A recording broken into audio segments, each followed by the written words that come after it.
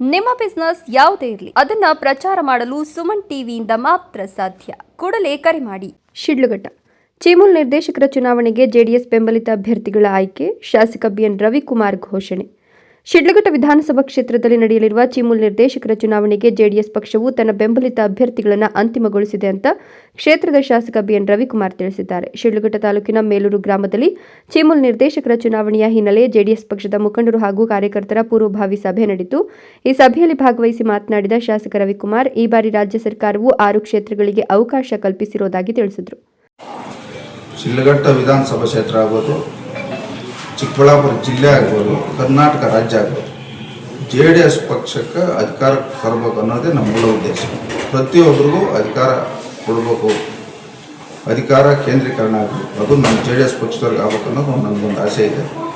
ಯಾಕೆ ಮಾತಾಡ್ತಾ ಇದ್ದೀನಿ ಅಂದರೆ, ನಾನೊಬ್ಬ ಈ ದೇಶದ ಮಾಜಿ ಪ್ರಧಾನಮಂತ್ರಿಗಳು, ರಾಷ್ಟ್ರೀಯ ಅಧ್ಯಕ್ಷರು, ಗಡಿಯಲ್ಲಿ ಬೆಳೆದು ಇವತ್ತು ಶಾಸಕನಾಗಿರೋರು, ಅವರು ಒಂದು ಆದರ್ಶಗಳನ್ನ ಅಳವಡಿಸ್ಕೊಂಡು ಇವತ್ತು ನಾವು ಬೂತ್ ಮಟ್ಟದಲ್ಲಿ ಪಕ್ಷ ಕಟ್ಟಂಥದ್ದಾಗ್ಬೋದು.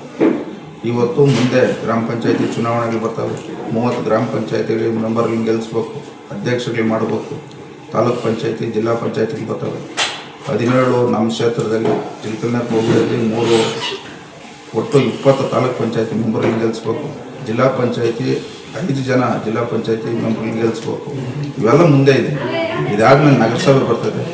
ಈ 6 ಕ್ಷೇತ್ರಗಳಲ್ಲಿ ಶಿಡ್ಲಘಟ್ಟ ವಿಧಾನಸಭಾ ಕ್ಷೇತ್ರದಿಂದ ಜೆಡಿಎಸ್ ಪಕ್ಷದ ಹಿರಿಯ ಮುಖಂಡರಾದ ಬಂಕ್ ಮುನಿಯಪ್ಪ, ಜಂಗಮಕೋಟೆ ಕ್ಷೇತ್ರದಿಂದ ಹುಜಗೂರು ರಾಮಯ್ಯ ಅವರನ್ನ ಪಕ್ಷದ ಬೆಂಬಲಿತ ಅಭ್ಯರ್ಥಿಗಳಾಗಿ ಆಯ್ಕೆ ಮಾಡಲಾಗಿದೆ ಅಂತ ಸ್ಪಷ್ಟಪಡಿಸಿದರು. ವಿಧಾನಸಭಾ ಕ್ಷೇತ್ರದ ಸಮಗ್ರ ಅಭಿವೃದ್ಧಿಯ ದೃಷ್ಟಿಯಿಂದ ನಿರಂತರವಾಗಿ ಕೆಲಸ ಮಾಡಲಾಗುತ್ತಿದ್ದು, ಅದರ ಫಲವಾಗಿ ಈ ನಿರ್ದೇಶಕರ ಚುನಾವಣೆಯಲ್ಲಿ ನಮ್ಮ ಪಕ್ಷದ ಬೆಂಬಲಿತ ಅಭ್ಯರ್ಥಿಗಳಿಗೆ ಜನರಿಂದ ಉತ್ತಮ ಸ್ಪಂದನೆ ಹಾಗೂ ಬೆಂಬಲ ದೊರೆಯಲಿದೆ ಎಂಬ ವಿಶ್ವಾಸವನ್ನು ಅವರು ವ್ಯಕ್ತಪಡಿಸಿದರು. ಪತ್ರಕರ್ತರ ಪ್ರಶ್ನೆಗೆ ಉತ್ತರಿಸಿದ ಶಾಸಕ ರವಿಕುಮಾರ್, ಭಾರತೀಯ ಜನತಾ ಪಕ್ಷ ಹಾಗೂ ಜೆಡಿಎಸ್ ಪಕ್ಷಗಳ ನಡುವೆ ಮೈತ್ರಿ ಧರ್ಮವನ್ನು ಕಟ್ಟುನಿಟ್ಟಾಗಿ ಪಾಲಿಸಲಾಗುತ್ತಿದೆ. ಚೀಮೂಲ್ ನಿರ್ದೇಶಕರ ಚುನಾವಣೆಗೆ ಸಂಬಂಧಿಸಿದಂತೆ ಆಂತರಿಕವಾಗಿ ಚರ್ಚೆ ನಡೆಸಲಾಗಿದೆ. ಅಗತ್ಯ ಬಂದರೆ ಮುಂದಿನ ಹಂತದಲ್ಲಿಯೂ ಸೂಕ್ತ ತೀರ್ಮಾನಗಳನ್ನು ಕೈಗೊಳ್ಳಲಾಗುವುದು ಎಂದರು.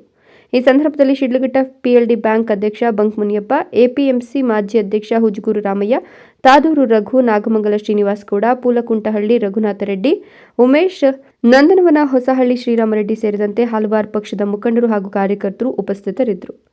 ಜಗದೀಶ್ ಬಾಬು, ಸುಮನ್ ಟಿವಿ, ಶಿಡ್ಲಘಟ್ಟ.